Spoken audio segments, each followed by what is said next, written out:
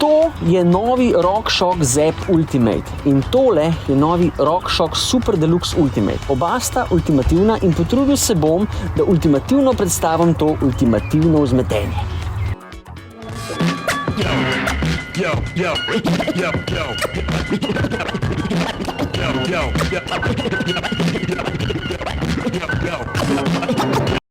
Tole je nova generacija RockShoxove ponudbe vzmetenja, ki nima nekih kozmetičnih popravkov, so pa dali poudarek bolj na zmogljivosti in sicer ena od teh novosti je nova kartuša Charger 3, ampak več o tem kasneje.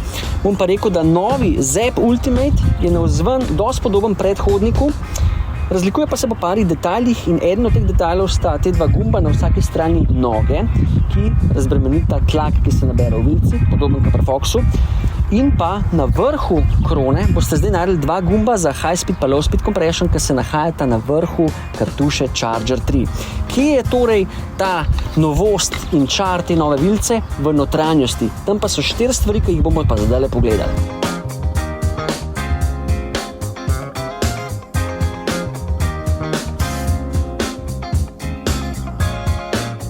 Torej, Charger 3, kot sem že rekel, je prva novost. To je popolnoma prenovljena kartuša in je tako kot pri prejšnjih Chargerjih še vedno hidravlična dušilka. Glavna razlika je, da so se nekako znebili blederja oziroma mehurja in fora je, da zdaj to vlogo kompenzacije volumna opravlja plavajoči bat, na katerega pritiska vzmet. Zelo podoben v bistvu kot pri Fox Grip 2. Se pravi, na starih Chargerjih 1 pa 2 je bila pogosta napaka, da je bleder požrl olje in ga je potem raznesel. Ta rezervni del je bilo pa kar težko dobiti. To je bil kar failer.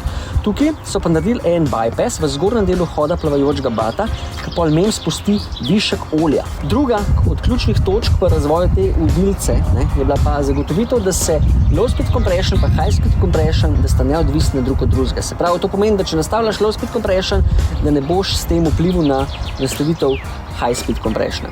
In RockShox predlaga, da se pri tej vilci začnete tako, da low speed in high speed compression nastavite na sredini njihovih klikov in pol fino nastavljate vilco od tam.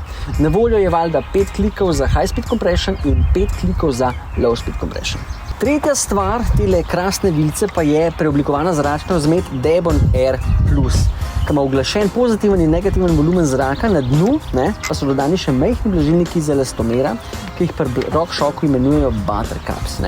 Te skrbijo za vrhunsko absorpcijo mikroudarcev, medtem ko ostal sistem skrbi za dober suport v sredini hoda in pa krasen suport v večjih kompresijah v koncu hoda.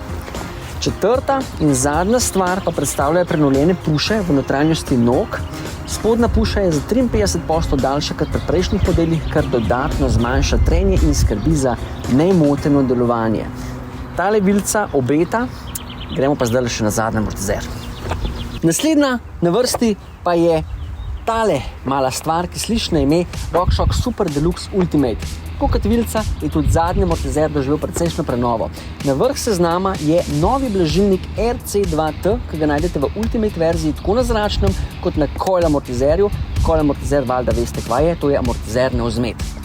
Tale nov amortizer ponuja nastavitve kot so rebound, se pravi hitrost vračanja udarcev, in pa low speed in high speed compression, pri čemer se high speed compression štela z imbusom 3, gumb na low speed compression pa lahko obračate na roke.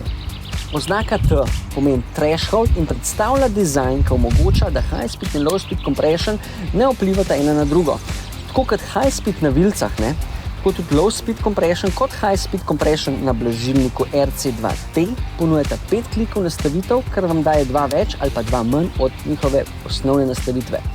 Cena tega šoka se giblje okrog 470 €, naročite pa ga lahko v Wheelbaseu oziroma pri ostalih mrežah prodajalcev na spletni strani skm.si. Zdaj pa dovolj te teorije, dajmo mi raj tole vzmetenje namontirati na tale moj krasen bajk od zadaj in se gremo pelati.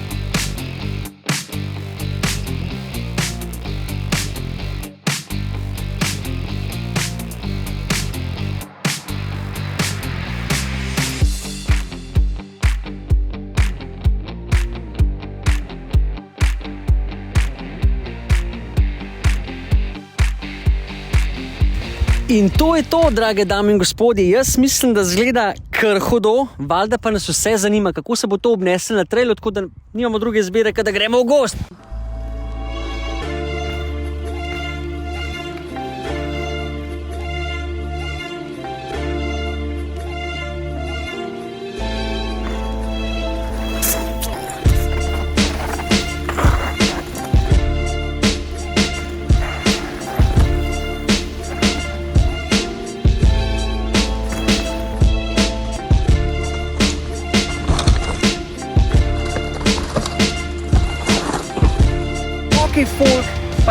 tudi jaz podam sklepno misel, najprej smo še malo na sicer, pa smo odbili malo timjana in kaj ne rečem, že takoj na začetku sem vedel, da bo vožnja res impresivna, ker je delal zelo usklajeno, zelo masleno in tudi na traileru ni bilo nič drugače.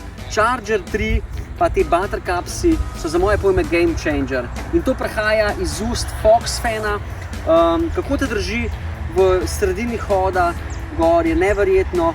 Mogel sem uporabiti 2 klika več kot osnovna nastavitev, ki mi je bila predpisana name, ampak drugače pa je RockShox zadev v piko. Sprav, osnovna nastavitev, ko dobiš vilico, slediš tem navodilom in ti bo nastavil bike v piko. Kar se drugega zadeve tiče, kaj ne rečem, valjda je vilica nova, sveža, amortizer nov svež, to se je peljal kar po putru, počutil sem se kot Aladin na svoji preprogi, vse te velike udarce je požrl kot profesor in moram reči, da sem jaz zelo navdušen, predvsem zato, ker za to ceno, ker se ta set dobi, je kar nekaj 100 evrčkov cenej kot ostala konkurenca, to lahko za marsikoga je ta podatek kar pomemben, sploh za mlade chargerje pa shredderje. Drugo kot drugo, tisti, ki je domač mehanik, RockShox je že od zmeraj znan, da se ga lahko doma ful sam pošraufa in verjamem, da bo to komur prav prišlo. Zaklep zadnjega amortizerja je neverjeten, ko zakleneš pleza kot šus. Nisem nikoli zares rabil, sem sam testiral, ampak moram reči, da je en boljših zlog avto od zadaj. In drugače pa vse ostalo, če nastaviš tako, kot je tovarniška nastavitev, jaz sem imel nekih 30% vsega povsod, pa tako, kot mi navodila pišejo, v glavnem so zadelo nulo, bike se je peljal po terancah in moram reči, da znam ta komplet kar obdržati naprej. Hvala Proloku pa Wheelbaseu, ki mi je omogočil ta test. Vam pa upam, da je bila ta epizoda všeč. Napišite v komentar, kaj si mi vi mislite. Jaz mislim, da zgleda čisto hudo, tudi s črnim vzmetenjem. Pa ja, tako kot sem rekel, pustil bom to gor. Če te karkoli zanima, vprašaj v komentarju. Z veseljem odgovorim, drugače pa ja, se vidimo v naslednji testuri.